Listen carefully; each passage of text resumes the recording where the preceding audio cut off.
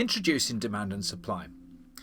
A market requires two sides of an exchange for a price to emerge. We call them the demand side and the supply side of an exchange. For a product or service to be exchanged, both parties must agree on a price or a ratio. Now, in the first part of this session, we're going to look at what we call direct exchange, trade without money, before we introduce the concept of money later on. Consider the definitions. Demand is the preference for people to trade their time, their energy, and more often than not their money for a good or service offered in the marketplace. Each individual faces their own choices and reasons behind those choices to enter the marketplace to purchase something. The price that they face becomes part of making that choice. On the other side of the exchange is what we call supply. Supply is the preference for trading a commodity or service in exchange for a desired good in return, such as money or a person's time and energy as recompensation, or even a good or service that they are offering. This latter is called barter. No money exchanges hands, but people trade goods and services directly.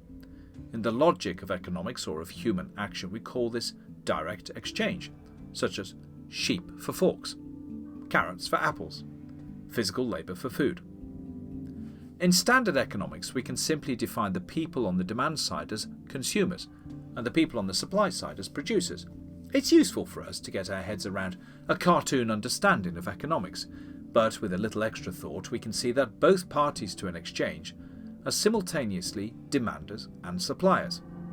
For instance, if I go to the supermarket to buy goods, I am both demanding and supplying at the same time. I enter the shop as a trader demanding produce such as meat, and I'm also in the shop as a trader offering to supply money. The supermarket is supplying produce to customers, but in return is demanding money from them. There be four variables here. The supermarket supplying and demanding. The clientele are demanding and supplying. It's how any market works. I've got something you want, you've got something I want. I want something you have, and you want something I have. In direct exchange or barter, a trader needs to find someone who wants what they have to offer, and in return is offering something that our trader wants. In a simple economy, such as the two people stuck on the island, a market exists. And since there is no money and no need for it, Sophie and Edward can exchange directly with each other. Eddie, fancy a dried fish in return for that apple you've got? Sure. A deal is made. The price is struck. One fish costs one apple, and vice versa. Let's now change the variables. Eddie, fancy a pretty shell for that orange you've got? No deal, Soph. What about an oyster? That's not an oyster, it's a barnacle. OK, a barnacle for an orange. I don't like barnacles. I've got some mussels. So have I. OK, how many? About 20? One orange for 10 mussels? Nope. How about 6 mussels for 1 orange? Too few. How about 7? OK, deal. Deal. The exchange value or price becomes 7 mussels for 1 orange, or 1 mussel buys 1/7 of an orange. Obviously, we're imposing economic logic onto a simplistic scene of two people stuck on an island, who would most probably just share their produce in friendship. But imagine entering a marketplace in a town and having to find a person with whom you can trade. Let's follow Terry, who wants fishing nets in exchange for the oranges that he grows and picks.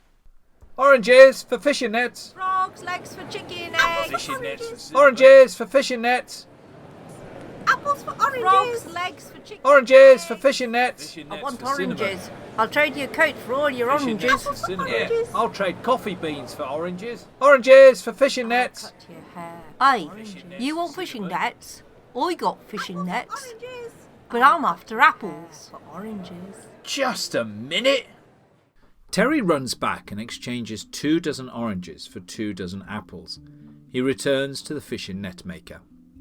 He's basically just got round his initial problem, but has also stumbled onto a new logic in the marketplace.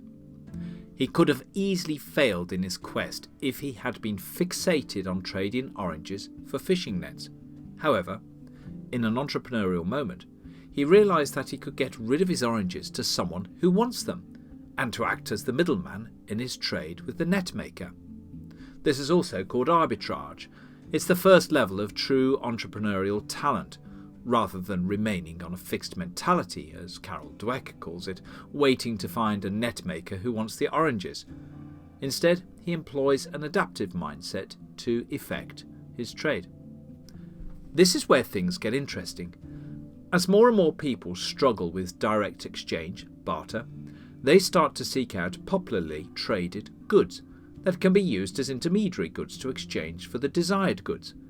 The intermediary goods are not consumed or used in the production process, but become primitive forms of what we call money. In other words, the cost of indirect exchange, or barter, becomes costly, funnily enough, and traders want to minimise the costs of trading. They need an intermediary, which we now call money, to help them be more effective and efficient in their trading. This will be the subject of the next video, when we look at the evolution and the importance of money as an intermediate commodity or service, depending on how you look at it, on transactions that take place throughout the markets. Thank you for listening. See you in the next video.